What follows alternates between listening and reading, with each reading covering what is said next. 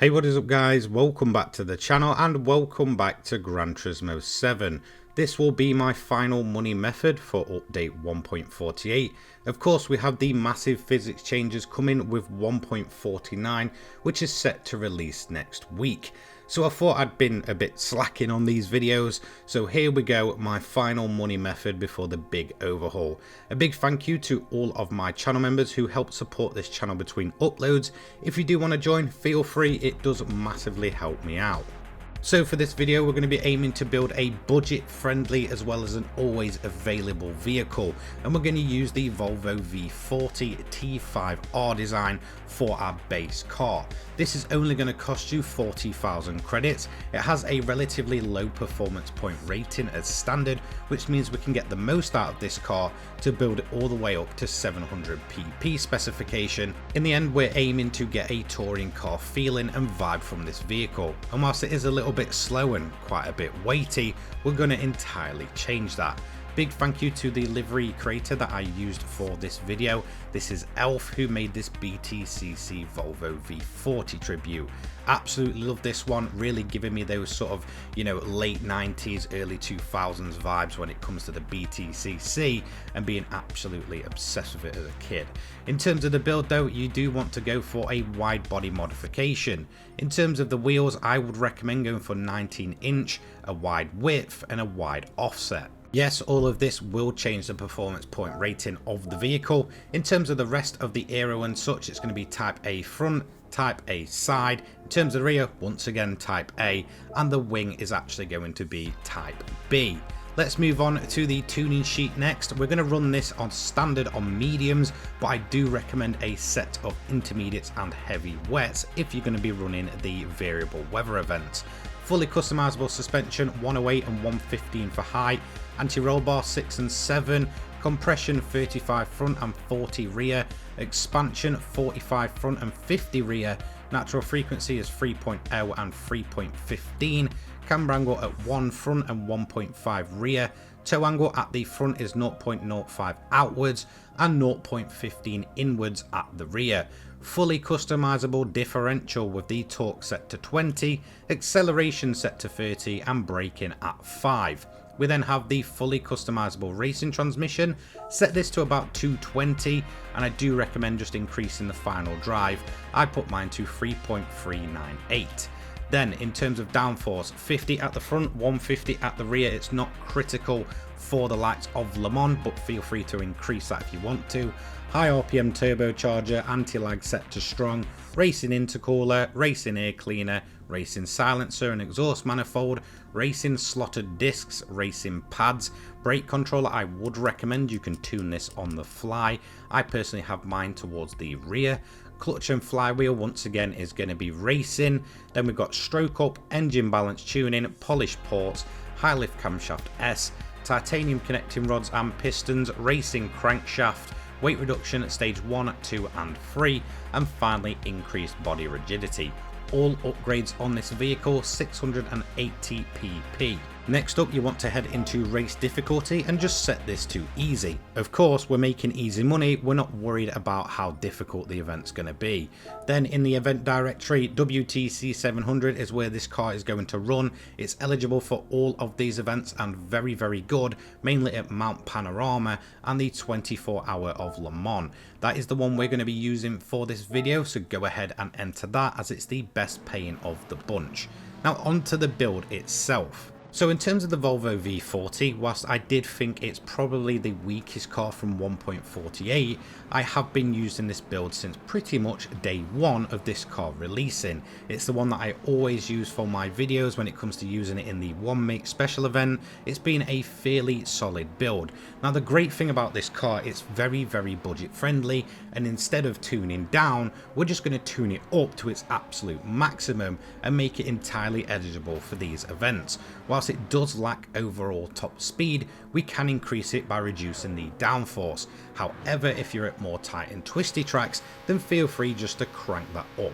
This car will always stay under 700 pp, and I would say that is the sweet spot. Going for a touring car style and vibe with this build, it seems absolutely spot on for this vehicle. So let's move into the strategy of this event. Of course, we're running at Le Mans, which means there is variable weather involved. The first thing you want to do is turn the engine down to fuel mix 6. Now, if you do want to increase the amount of fuel you're going to get out of this car, I do recommend just keeping the revs fairly low. This car does a good job of pulling itself along, even in the low rev range, allowing you to save as much fuel as possible. But naturally, you can easily get 3 laps out of this thing in fuel mix 6, absolutely pushing it to the limits. Now again, as mentioned, this car isn't built around top speed, so it does lack it slightly. It is only slightly faster in a straight line than the actual Group 4 cars we're up against, but where this thing makes the money is through the tyre life for a front wheel drive car and through the fuel consumption. It can go longer and further into a race than any of the other vehicles on track. It's also incredibly stable and insanely good in the wet, meaning that we can keep this as planted as possible. This is all built around my previous front wheel drive build, which was the FL5 Civic Type R, and it has transferred well over to the V40. Once you get to lap 2, I do recommend just monitoring the weather radar. This is your highest opportunity to actually end up with rain coming in, and it will always work in your favour.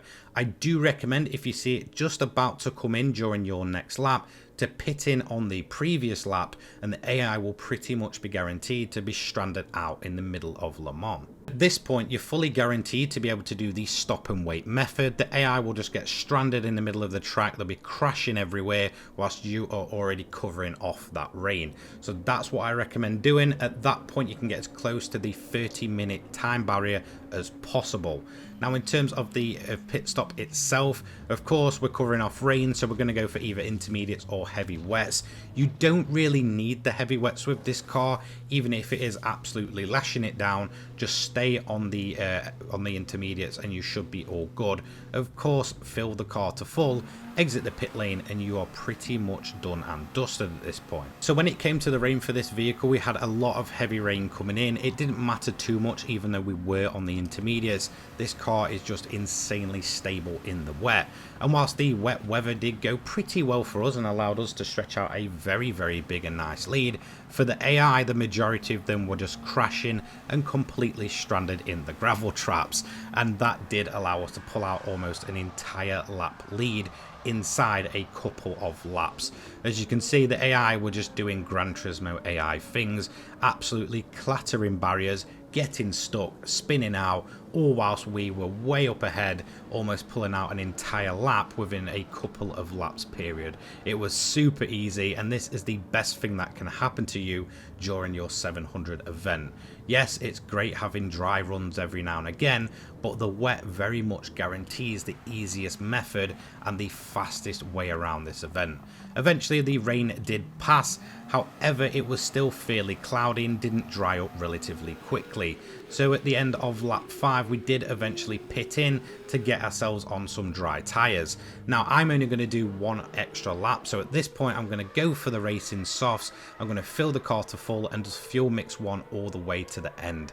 The AI at this point are still just starting their 5th lap, so I've got a nice big gap where I can just absolutely fly to the finish, stop and wait, and still beat the AI by a considerable amount of time. Just a quick side note though, if you do go on the dries, be aware of the pit exit. This is typically the last section of the track to dry up. Obviously cars aren't running on it, so just be aware of that. So as you can see, we get to the end of lap 6. The AI is just starting their 6th lap now. All we're going to do at this point is just creep our way up to the start finish straight without passing it, and then we're just going to sit and let the timer count down. As soon as it ticks over, we're just going to fly across the line, and it's going to be job done as close to that 30-minute barrier as possible.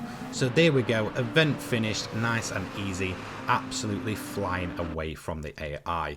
As you can see, we did it in 30 minutes, 1 second, 0.381. The AI just never really stood a chance, over a 3.5 minute gap to every other single car on that grid. In terms of the payout though, this is where things get good for this event. 825,000 credits in 30 minutes dead on. Not too bad, you can rinse and repeat as many times as you want for that easy money. Again, a big thank you to all of my channel members. If you do want to join, it really does help me out. And a big thank you to all of you guys watching at home. This will be my final money method for 1.48. I do apologize for slacking quite a bit with these builds.